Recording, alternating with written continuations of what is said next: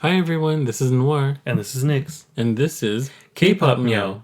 your source of K-pop news. Right, meow. And today's topic is why we think that BlackPink is famous overseas. Oh, that's easy. Everything they do and everything they've been since the beginning easily appealed to the Western audiences. Oh From yeah, from their style, their songs, their the sound of each song was so EDM, so viral worthy. It was just a Boom Bayou was a perfect moment for American audiences. especially you could tell it's totally written for a Coachella performance, and they totally nailed it at Coachella. Yeah, I think that was easily my favorite part. Was that or Don't Know What to Do, or just perfect moments for Coachella. If you ever, Oh my god. yeah, if you've seen the Coachella performance, you know what I'm talking about. I would love watching the performances. They are the embodiment of Coachella. Every single stage performance that they've ever done on any live show, it just always was Coachella written all over it, especially their style. I think Rose's style is perfectly Coachella. Oh yeah, she always embodied that boho chic. It's incredible. It's their stage presence, their energy, their charisma. There's another word I was gonna say, but I've totally forgotten. But like they're just totally Coachella. Like they just have that quality. They perfectly appeal easily. Even if you didn't know who they were, you'd have a good time and be like, "Ooh, I want to know who they are. I love them." Yeah, that sound took over the desert that day, that night.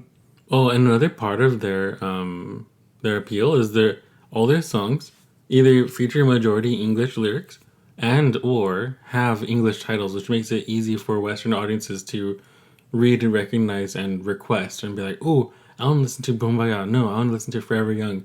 Don't know what to do." Like no matter what the song is, since it's in English, it's easy to remember and pronounce. As if it's your last. Oh, Oh yeah, yeah. And speaking of like easy to pronounce, unfortunately, there's a problem with Western audiences. Their names are so easy to pronounce, especially like Lisa, Rose, Jisoo, Jenny, even Jisoo. Like it's two syllables. It's really easy to pronounce. They're such beautiful names and they're striking and iconic. Two syllables, just like Blackpink. Like it's just like the two syllable factor makes it so easy to remember. And I think that's what makes them especially appeal to Western audiences. Is that it's like it's not just, ooh, I know their pretty faces. I know I recognize them. Their names are also easy to remember because it doesn't have to have like a last name or something like a lot of celebrities. But you just remember them like by one name.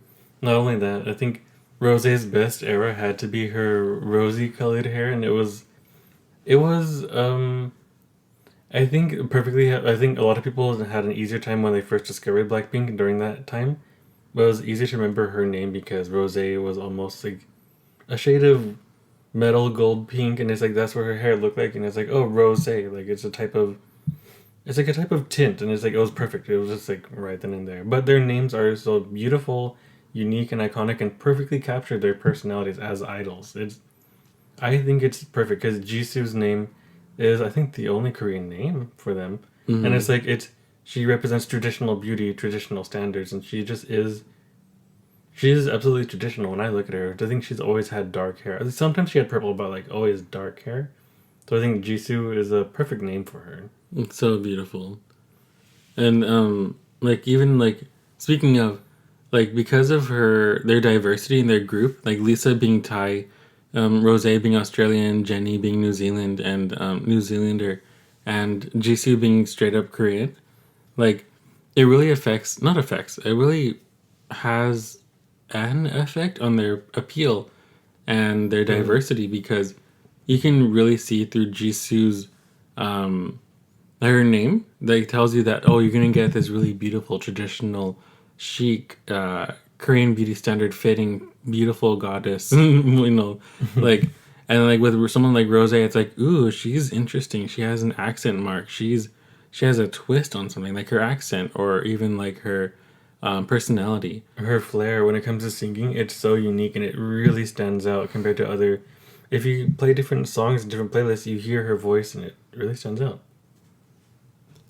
But like their diversity in their faces, their personality, the way that they were cast and the way that they were brought into the agency from YG, like Rose winning the contest and then Lisa auditioning and beating out a bunch of people in Thailand, and like Jisoo in Korea, and then I forgot how Jenny got in, but I think she was in Korea too.